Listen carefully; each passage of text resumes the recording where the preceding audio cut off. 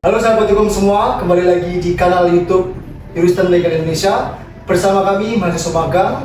Saat ini kita bersama dengan Bapak Tejo Utomo, Purnawirawan Polri dengan pangkatan Kombes.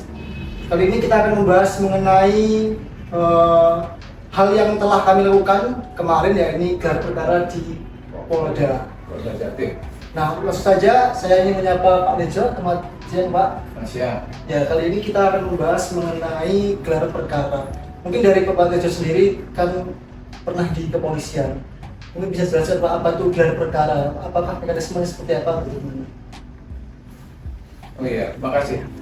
Gelar perkara itu sebenarnya merupakan SOP atau standar operasional kepolisian untuk menentukan terangnya perkara. Jadi pada saat polisi menerima laporan dari masyarakat oleh petugas yang di tempat pelayanan masyarakat kan semua laporan diterima, sehingga perlu dikaji bersama yang disebut dengan gelar perkara. Di situ akan disampaikan urutannya, kasus apa, mengapa itu terjadi, siapa pelapornya, siapa saksinya, dan untuk menentukan ini perkara apa itu mekanismenya menggunakan gelar perkara. Mungkin dari gelar perkara sendiri itu ada klasifikasinya, Pak? Bukan klasifikasi sebenarnya. Bisa disebut klasifikasi, bisa urutannya. Jika gelar perkara itu yang pertama seperti kamu ikuti itu untuk menentukan kasus ini pidana atau perdata. Sehingga kalau pidana otomatis polisi akan memberikan penjelasan, nanti akan dibuatkan laporan pro justia. Karena yang gelar itu belum pro justia itu. Apa Pak, laporan apa? Pro justia itu untuk keadilan. Jadi pro justia itu. Ya, pro justia itu. Sehingga di situ itu kan artinya kan untuk keadilan itu. Ya tadinya belum, hanya sifatnya untuk laporan saja. Nanti akan usia itu, kalau sudah ada itu maka perkara itu bisa ditindaklanjuti. Apabila itu perdata, otomatis polisi akan berikan saran sebaiknya dilaporkan ke pengadilan karena kasusmu ini kasus perdata, kami tidak punya hak untuk menahan. Mungkin dari teman-teman di sini ada yang tanyakan ke Pak Tejo. Ya mungkin dari saya dulu ya Pak. Tadi udah dibahas terkait pengertian gelar perkara itu sendiri, terus kemudian klasifikasinya untuk melakukan laporan polisi itu apa saja, bagaimana. Terus kita beranjak ke penyidikan ini Pak. Sebelum dilakukan gelar perkara, tentunya para penyidik ini kan melakukan kegiatannya. Sebenarnya penyidik ini bersifat netral atau dapat memihak gitu ya Pak? Kalau sebelum digelar perkaranya belum digelar atau dikaji bersama itu belum melakukan penyidikan, masih tahap penyelidikan. Penyelidikan itu semuanya netral, jadi apa adanya, cuma dia akan lihat dulu TKP-nya di mana, korbannya siapa, orang yang akan disangkakan siapa kan gitu ya, di praduga gitu ya, siapa pelakunya, itu diselidiki dulu oleh petugas yang diberikan surat perintah.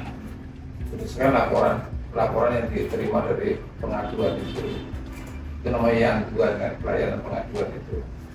Nah, nanti di yanduan setelah laporan dipegang oleh petugas berdasarkan surat perintah itu diselidiki. Begitu setelah dilakukan berapa hari kan ditentukan waktunya, berapa hari diselidiki, setelah itu dia membuat laporan kemajuan namanya. Laporan kemajuan perkara, laporan pengaduan tanggal berapa, tentang apa gitu kan. Nanti dari laporan itu dibuat seadil-adilnya, adilnya itu maksudnya tidak memihak. Nah, nanti kan tanya netral ya, tidak memihak, karena kita harus tahu sekarang, apalagi zaman sekarang, kalau polisi nggak netral nggak adil bisa viral kan. Jadi seperti itu, makanya kita harus berbuat sebaik-baiknya karena perkara ini nggak main-main. Kalau itu tidak pidana ya harus tindak lanjuti dengan peristiwa itu untuk keadilan, sehingga orang ini betul-betul pada saat kita sudah mendeklir membuat laporan polisi yang ada peristiwanya, berarti kita harus selalu menunjukkan keadilan. Jadi seadil-adilnya kita bisa menentukan siapa korbannya, siapa tersangkanya, kan, siapa saksinya itu. Setelah itu dilakukan penyidikan, baru meningkat pada penyidikan begitu. Berarti emang harus netral dan objektif gitu ya Pak? Ya, seobjektif mungkin, karena objektivitas itulah polisi bisa menentukan siapa saksinya, tersangkanya, di mana pada buktinya, semua. Kalau di dalam dasar hukum kan itu yang ada dengan pengadilan. Baik, saya sambung ya Pak mengenai image kepolisian sendiri. Waktu gelar perkara kemarin juga kan banyak yang salah kamar, banyak yang awalnya pidana jadi perdata. Nah, sebetulnya SOP dari kepolisian sendiri yang belum diketahui oleh masyarakat itu bagaimana Pak? Mengenai klasifikasi kepolisian ketika dia menangani suatu perkara dan lain sebagainya, sehingga masyarakat itu tahu bahwa kepolisian itu bekerja sesuai dengan SOP, bukan semena-mena. Kalau kita ketahui polisi katanya kan tidak becus dalam bekerja dan lain-lain. Itulah Pak image dari masyarakat. Ya itu memang polisi itu sudah merupakan tanggung jawabnya polisi ya. Kalau kerja baik juga nggak pernah disanjung. Kalau nggak baik ya kayak kamu tadi ngomong kan.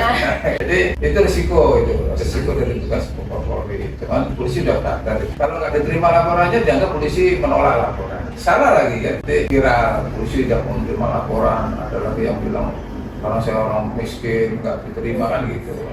Makanya semua pengaduan diterima. Nah, untuk menentukan kasus ini bisa diteruskan dan tidak di polisi, ya melalui gelar perkara. Setelah digelar perkara, orangnya dilibatkan kan, orangnya pelapor kan dipanggil itu untuk menyaksikan. Makanya nanti pada saat selesai gelar, Pak, Mbak, Mas, sudah lihat ya, sudah ngikuti kan tadi, berarti kasusnya Mbak, Mas, Bapak, ternyata saya tidak punya hak untuk menangani, nanti sebaiknya Anda lapor ke daftarkan di pengadilan. Iya Pak, saya mau menyambung karena menarik Bapak di gelar perkara kemarin ada beberapa pihak polisian yang melakukan penyelidikan yang itu tidak melakukan sesuai SOP-nya. Artinya ketika melakukan penyelidikan itu seakan-akan tidak paham dengan apa yang diselidiki, sehingga kemarin di Polda sendiri sampai kepalanya itu Bapak mencoba untuk memberitahu kepada penyelidik bahwa harus benar-benar sesuai SOP. Sedangkan kita juga masih bertanya-tanya gitu Pak, ternyata yang janggal itu sebenarnya pada ikannya. Janggal? Gitu. Iya, janggal. Jadi penyelidikannya itu Pak yang sebetulnya yang membuat suatu kasus atau laporannya itu bisa diteruskan atau enggak. Jadi gini sebenarnya, kasus ini bisa terang itu apabila TKP-nya masih utuh. Cuman masalahnya kan gini, setiap kasus perkara mudah terungkap apabila TKP ini belum berubah. Nah, biasanya yang dilaporkan ke Polda yang Anda ikuti itu dia kasusnya udah lama. Nah, betul Pak. Sampai 5 tahun. Kasusnya udah lama sehingga saksi pun tidak ada yang tahu, atau mungkin orangnya tidak, ya namanya tidak ada itu alasannya macam-macam, mungkin karena mati, karena terlalu lama sehingga banyak orang yang sudah lupa kan gitu. Sehingga petugas ini, apalagi tugas yang bukan tidak paham sebenarnya, karena tidak menemukan saksi yang bisa dimintai keterangan, sehingga kasusnya itu berhenti. Sekarang Anda saya perintahkan datang ke pasar ke terminal Joyoboyo. Iya, Joyoboyo. Terus di situ Anda mencari bis A. Terus Anda ketemu di situ, Pak, ada bis A ini masih ada? Enggak ada, Pak. Oh, nggak ngerti, Pak. Ya akhirnya buntu kan. Sama dengan petugas tadi, bukan polisi nggak paham yang di lapangan, karena dia tidak menemukan saksi. Karena apa? Mungkin dia nggak bisa ngomong aja. Nggak ada semua polisi bisa ngomong aja. Seharusnya laporan itu harus dibuat tertulis terhadap laporan pengaduan dari masyarakat tanggal sekian. Saya diberitahu uraiannya, sehingga pada saat dia datang TKP tidak menemukan saksi, tidak ada orang yang bisa mempertanggungjawabkan pertanyaannya petugas itu. Semuanya jawabannya tidak tahu kan. Kalau sudah nggak tahu semua kan akhirnya buntu gitu. Ya, menyambut dari tadi yang sampaikan Menyambung. Penyidikan itu kan kami mendapati bahwa ternyata penyidikan sampai bertahun-tahun, dari 1 tahun, ada yang bahkan sampai 2 tahun. Itu gelar perkara itu disampaikan oleh kepala gelar perkaranya bahwasannya ternyata ini bukan pidana. Nah itu apakah ada tenggat bagi penyidik untuk menguji itu Pak? Apakah bisa sampai lama seperti itu? Bisa. Karena kan kasus itu kan tidak seperti kita sekarang ngomongin perdata itu, pidana kan tidak seperti itu. Karena kasus ini kalau sifatnya ini antara perdata dan pidananya itu sangat kental, itu kadang-kadang petugas sendiri jadi bimbang. Nah, pada saat bimbang itulah ada keputusan untuk menentukan itu melalui gelar itu. Kalau sudah nyata-nyata pidana dari awal atau perdata, mungkin nggak sampai berlarut itu, mungkin nggak sampai 10 hari udah terbukti kalau ini pidana atau perdata. Tapi karena kasus ini apa tadi saya ngomong itu abu-abu lah ya, abu-abu antara perdata dan pidana ini sangat dekat gitu ya. Dan polisi tidak mau risiko biasanya. Kalau nggak mau risiko itu perdata. Nggak mau risiko karena apa? Nanti kasus itu akan kan polisi kan tidak bekerja sendiri, ada jaksa. Iya. Nah, kalau penuntut umum tidak bisa membuktikan secara pidananya pasal yang unsurnya itu tidak terpenuhi, otomatis penuntut umum tidak berani itu. Karena apa? Kita menentukan pidana itu kan ada unsurnya ya. Contohnya 362 unsurnya apa? Mengambil barang. Diambil mesti barang miliknya orang lain dengan melawan hak kan, ya. Sebagian atau sepenuhnya. Nah itu unsur ini terpenuhi kan? Kalau nggak terpenuhi, otomatis jaksa nggak mau terima. Nah kalau nggak mau terima, apa di SP3 polisi malu lagi kan? Nah, supaya malu lebih baik kita perdata aja nanti biar pengadilan aja yang nyidangkan jelas itu. Nanti sama hakimnya melakukan apa itu namanya melalui jalur utama itu apa? Mediasi dulu. Kalau nggak ketemu ya sudah perdata aja sidang dimulai. Siapa yang mau bayar, siapa yang nyusul yang gitu biasanya kan? Ya kan namanya kasus perdata kan seperti orang jual beli kan? Ya gitu. Dan yang juga terkait pertanyaan dari juga, kalau seandainya suatu perkara itu sudah dihentikan penyidikannya, apakah bisa dilakukan penyidikan kembali? Bisa. Nah itu terkait mekanismenya itu seperti apa? Itu harus ada novu. Tahu novu? Tidak. Bukti baru. Jadi kasus ini kalau pidana biasanya mutlak yang pidana ya, memang pidana itu bisa dihentikan apabila polisi tidak ada pendukung yang betul-betul yakin bahwa ini pidana. Biasanya jaksa yang minta itu jaksa. Tolong penyidik dipenuhi ini 1, 2, 3 gitu. Nah polisi tidak bisa memenuhi itu, nanti masa tahap penahanannya kan habis, sehingga nggak diperpanjang, otomatis ditangguhkan kasusnya sambil mencari bukti baru tadi. Ini yang kalau kasus ini masih di polisi. Kalau kasus ini sampai di pengadilan, ya sampai kasus ini di pengadilan, nanti diputus oleh pengadilan, ternyata dia banding kan gitu kan, ternyata di putusan banding itu di dalam amar putusannya hakim mengatakan kurang kuat buktinya sehingga dia harus dikeluarkan gitu. Nah, di sini kewajibannya polisi, penyidik, dan jaksa untuk mencari bukti baru hukumnya. Apa bisa dibagi? Bisa diamankan lagi? Bisa, selama bisa ditemukan. Contohnya gini, ini ada kasus menarik di Malang. Ada orang tamu lewat depan rumah, dipanggil sama si teman itu. Mas, apa mbak? Tolong mas panggilkan tetangga saya. Panggilkanlah tetangganya. Datang.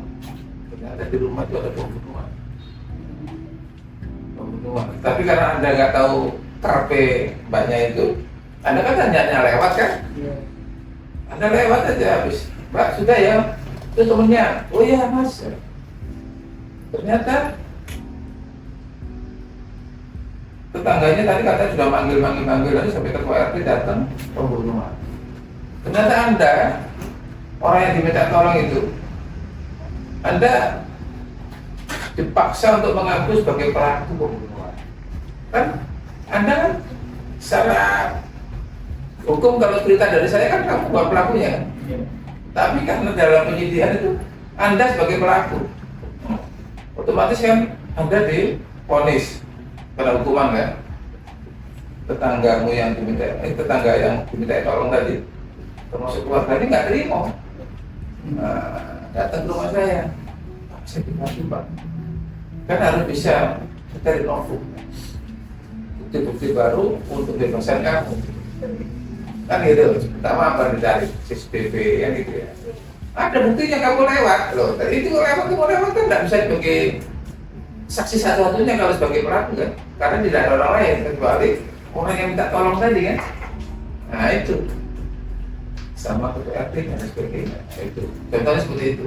Nah nanti kalau polisi yakin bahwa karena itu kasusnya dari polisi kan, berarti pengacara harus pintar mencari bantu kamu bagaimana caranya orang ini bisa bebas kan gitu. Nah itu karena lawanmu nanti polisi. Nah itu karena polisi punya kewajiban harus bisa mengungkap kasus itu kan gitu. Karena ada LP-nya pembunuhan kan harus diungkap itu kan. Nah, satu-satunya orang yang diceritakan kan kamu. Padahal kamu bukan pelakunya kan gitu. Tapi kamu nggak punya saksi untuk meringankan kamu karena kamu salahnya pada saat habis apa? Diminta tolong, kenapa tidak berhenti dulu nunggu orang-orang itu kan gitu. Nah sambil ngomong, Mbak tadi gimana kok nggak ngomong sama saya kalau ada pembunuhan kan bisa. Kan aku bukan pelakunya kan gitu kan. Malah kau tinggal. Nah itu kan. Nah itu contohnya seperti itu. Kasus punya pertanyaan tadi kan itu kan ya seperti ini. Nah ini nanti tugasmu loh. Kalau Anda sebagai advokat, sebagai polisi, bagaimana caranya supaya orang yang teraniaya ini jangan sampai menjadi korban gitu. Padahal ini betul-betul bukan pelakunya. Nah itu. Nah cuma sekarang kita sebagai advokat harus bisa mencari novum yang meringankan kamu itu di mana ya. Nah, di antara mereka itu ketua RT, tetangga dan sebagainya. Nah, karena di bawah tekanan, apalagi kalau lawannya ini orang kaya yang punya duit yang bisa bayar orang kan. Nah itu karena ternyata kasus ini setelah pelajari ini berebut warisan ini. Jadi orang yang dibunuh itu adiknya yang ada kebutuhan khusus itu nggak mau tanda tangan gitu kan.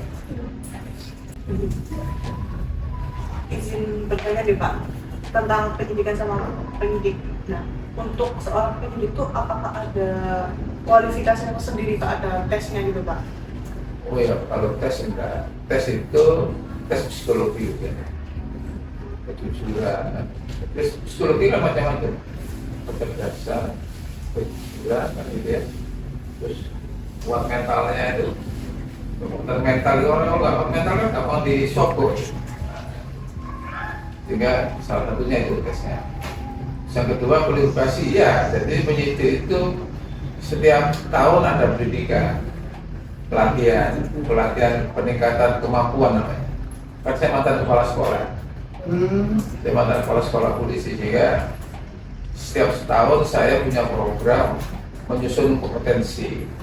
Kita mau menjadikan polisi seperti apa itu, saya membuat perencanaan itu. Rencana itu kalau di lembaga pendidikan di perguruan tinggi namanya RPP, Rancangan Pelajaran Pokok, sama RPT, Rancangan Pelajaran Terurai. Nah, terurainya ini berapa jam pelajaran diberikan, berapa waktu berapa lama dia sekolah. Itu kompetensi apa yang diinginkan, outcome-nya dan output-nya. Dia sebagai apa? Nah, itu ya dulunya ya. Itu. Pelatihan itu berarti bisa diikuti oleh semua polisi ya? Biasanya persyaratan kepangkatan. Kalau ada mulai di dasar biasanya ada anak yang baru lulus polisi itu udah jadi polisi itu dia di dasar.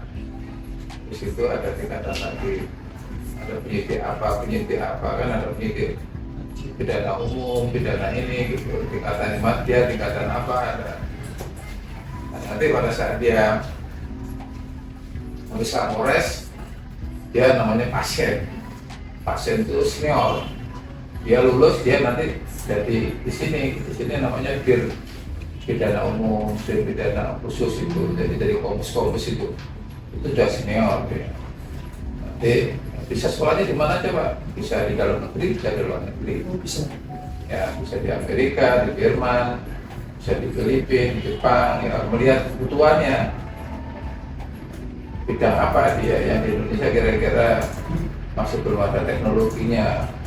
Kita ini kan belajar itu kan bukannya ilmunya saja, kalau ilmunya kita kadang-kadang lebih pintar dibandingkan mereka. Yang bisa mengungkap kasus bom itu kan hanya Indonesia, yang lain belum bisa. Ada alatnya kita beli dari mereka, tapi mereka nggak bisa menggunakan karena ternyata pabriknya bukan buatannya dia. Dia memiliki pertama, yang punya pabrik ternyata negara lain. Negara lain belum butuh itu karena dia tidak pernah ada teroris yang ada di negara yang pertama beli, tapi dia tidak bisa menggunakan itu. Indonesia bisa karena terlalu sering ada teroris. Indonesia bisa lebih pintar dari mereka karena Indonesia berhenti di teroris ini kan pada saat Pak Jokowi menjelang lengser kan. Dulu kan hampir tiap bulan ada teroris kan, sehingga polisi nggak pintar-pintar. Semakin sering polisi semakin pintar itu mengungkapkan. Banyak pengalaman. Pengalaman. Itu. Jadi sebenarnya polisi pintar itu dari jam terbang. Betul. Kalau kamu dinas di Jember sana dibandingkan Banyuwangi, mungkin saat ini lebih majuan Banyuwangi karena kasusnya lebih banyak di Banyuwangi, termasuk uang palsu kan di Banyuwangi kan, ya kan? Di Jember belum ada kan? Nah itu belum ada tapi nggak terungkap karena polisinya nggak punya pengalaman. Yang punya pengalaman polisi Banyuwangi gitu. Yang lain? Mungkin saya Pak sedikit terkait dengan stigma masyarakat gitu ya Pak. Stigma masyarakat sekarang kan kepolisian tuh kayak sangat-sangat dipertanyakan gitu ya Pak. Apa contohnya apa? Kayak kalau misalkan lihat di TikTok tuh banyak. Karena kamu lihat TikTok. Kalau lihat berita itu berita di TVRI. Kalau TikTok itu, maaf ya saya koreksi ya. TikTok itu banyak dibuat oleh orang-orang yang berlawanan dengan polisi. Biasanya TikTok itu temennya Roy siapa itu? Roy Suryo. Yang punya TikTok itu kelompok mereka. Jadi yang selama ini dimusuhi polisi, katanya dimusuhi polisi. Padahal dia memang melanggar hukum, makanya disidik polisi. Artinya dia selalu membuat polisi selalu jelek. Oke, jelek itu. Iya, coba kalau Anda melihat berita yang objektif di Kompas, di mana di TV One, Tempo, di apa itu, iNews itu kan, itu sudah dibuka, terserah mana polisi, mana masyarakat yang menilai kan, di situ kan ada mahasiswa juga, ya kan. Jadi jangan terlalu banyak nonton TikTok, tapi nggak apa-apa sih kalau kamu tanya. Untuk bahan untuk kamu untuk kajian ada sekolah, silakan aja. Ya, menurut Bapak terkait dengan kinerja kepolisian Indonesia saat ini apakah sudah baik atau bagaimana? Kemudian terkait dengan perlindungan dan pengayoman serta pelayanan kepada masyarakat sebenarnya idealnya itu seperti apa sih sehingga kita di Indonesia tidak banyak kasus yang berlarut-larut dan bahkan tidak ditanggapi sama kepolisian, karena kadang tuh dengar juga kalau misalkan dilihat di banyak di media sosial gitu ya, kalau misalkan mau motor hilang jangan lapor polisi, paling kamu juga ditarik duit gitu. Nah, menurut Bapak kinerja kepolisian saat ini itu seperti apa? Sebenarnya tidak seperti itu, tidak seperti itu gitu. Melihat siapa yang membuat konten itu. Kalau di polisi itu selama ini kalau Anda datang nggak mungkin ditolak siapapun. Anda nggak pakai baju, yang pakai parfum, nggak pakai sepatu diterima selama laporannya benar. Laporan benar tidak? Laporannya kamu ada bilang apa, di mana tempatnya, jelas itu pasti diterima. Nggak ada polisi nggak mau terima. Terus yang kedua, kalau kasus mengapa berlarut-larut, sebenarnya tidak berlarut-larut, sebagaimana saya jelaskan tadi. Kalau TKP-nya jelas di mana, siapa korbannya, kan gitu ya. Kapan barangnya hilangnya, kalau semuanya tidak berlarut-larut, waktu kejadiannya dan laporannya TKP-nya masih benar, pasti terungkap. Karena saya sebagai petugas, saya pernah deh, saya polisi sendiri, masih baru jadi polisi, belum lama jadi polisi. Tapi karena saya baca buku ya, waktu saya sering baca buku. Saya baca buku tentang identifikasi, saya baca. Ternyata saya dilapori, waktu saya zaman dulu polisi itu piket sendiri deh. Temennya itu hanya kamera sendirian. Akhirnya kamera saya bilang, Joko, coba tolong kantor aku tak TKP. Ditemukan seorang mayat, sosok mayat perempuan dalam kondisi terlungkup di bawah jembatan. Jadi karena saya pernah baca buku, saya lihat itu darahnya itu sudah turun ke bawah semua. Jadi udah ke, kan dia tengkorak, jadi mukanya jadi gosong gitu. Di atasnya putih, darah, lembah mayat. Nah, ternyata di teori itu ada lembah mayat itu membutuhkan waktu berapa lama. Nah, waktu itu saya di otak saya udah, ini paling nggak kejadiannya pas guyuran TV, guyuran gedung film ini. Nah, gedung film waktu zaman dulu kalau terakhir itu kan jam 12 malam. Berarti lewat sini perkiraan antara jam 12 jam 1. Saya perkirakan betul itu.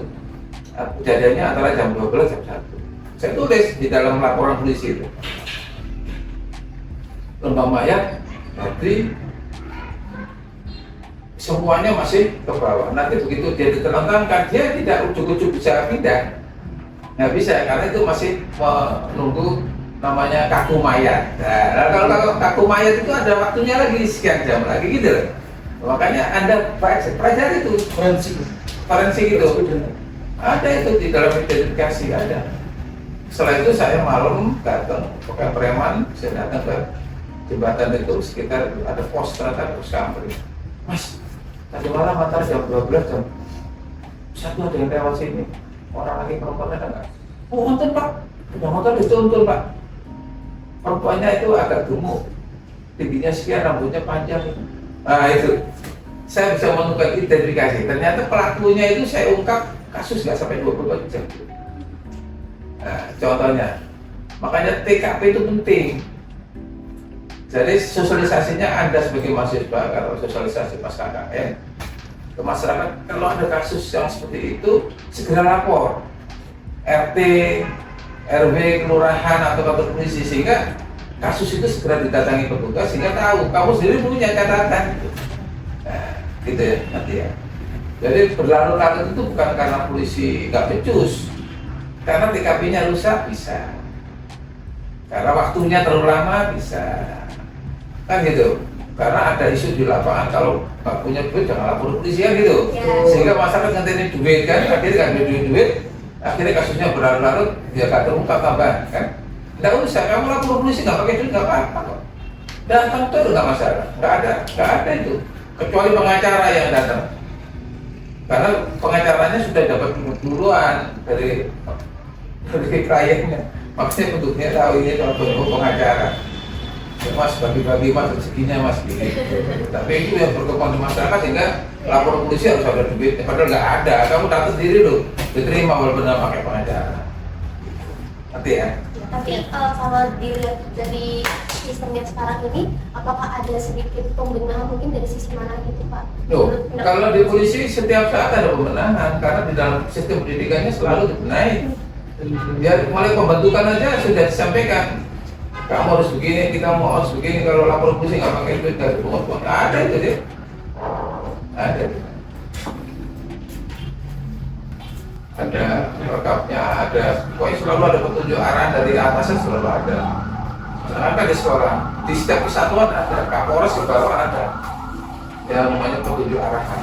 Jadi disampaikan kepada Kapolsek, suruh jajaran, akan disampaikan kepada anak bahwa sekarang begini ada itu selalu ada karena saya dulu saya pernah jadi Kapolsek selalu ada jadi bukan nunggu pola kasus enggak itu selalu ada petunjuk arah bawah itu ada termasuk pada saat acara pimpinan pasukan APP jadi setiap habis apel pagi kan ada APP itu APP itu acara pimpinan pasukan. Pada saat kita apel itu menyampaikan itu.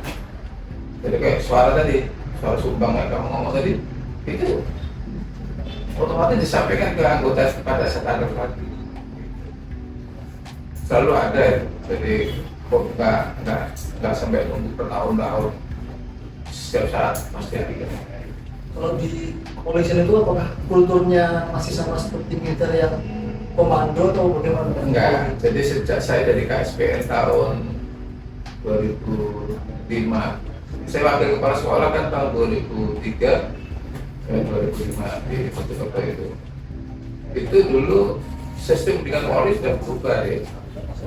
Jadi kita menggunakan civil society, jadi kita sudah nggak menggunakan masyarakat sipil. Jadi bagaimana mau benahi sistem pendidikan Polri gitu. Jadi kita sejak itu kita bahkan panggil beberapa polisi dari luar negeri itu, bahkan kita disalahkan sama polisi Amerika aja. Karena di Amerika itu katanya polisi di sana yang menjunjung tinggi hak asasi manusia, malah di sana lebih parah dibandingkan kita. Kita ini sudah berubah sudah lama, sejak Undang-Undang Nomor 2 tahun 2002 ya, itu kita sudah berubah. Jadi sejak Undang-Undang Kepolisian lahir, itu sistem pendidikan di Polri sudah berubah, termasuk budaya itu sudah berubah. Makanya sekarang kan Anda lihat di TV itu, tadi malam aja kan ada yang ngomong gila-gilakan polisi. Nah, sekarang ada jaksa agung minta bantuan pengamanan dari tentara aja, itu analisanya kan kemana-mana itu. Padahal tidak begitu. Anda pernah dengar kantornya jaksa agung yang dibakar itu? Anda beberapa bulan yang lalu, beberapa minggu yang lalu pernah dengar nggak Rosi wawancara dengan jaksa agung? Itu betul-betul kami itu ada bintang 3 telepon jaksa agung mau acak-acak kantornya jaksa agung ya, mau bakar itu kan udah dibakar betul kan. Nah, setelah itu negara melalui polisi juga ya, itu yang melakukan pemeriksaan lapornya kan lapornya polisi itu. Terbukti bahwa itu dibakar, bukan kebakaran itu. Ada yang bakar itu, tapi kan dia nggak diekspos kan.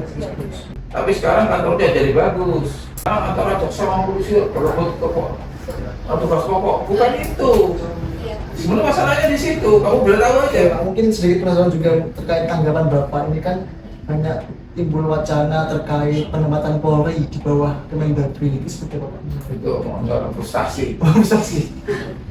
Ya di dunia ini yang seperti itu kan hanya di Kebanyakan di bawah Kemendagri. nggak ada itu. Kalau di Amerika ya tetap diri sendiri, yang di bawah Kemendagri itu hanya security satpamnya. Jadi apa? Kalau di sana itu sheriff kan? Sheriff itu bukan polisi, itu satpam itu. Kalau di sana kan tetap kan apa? FBI sama CIA kan? CIA itu. Kalau di sini BIN, CIA kan bukan sini. FBI itu sih.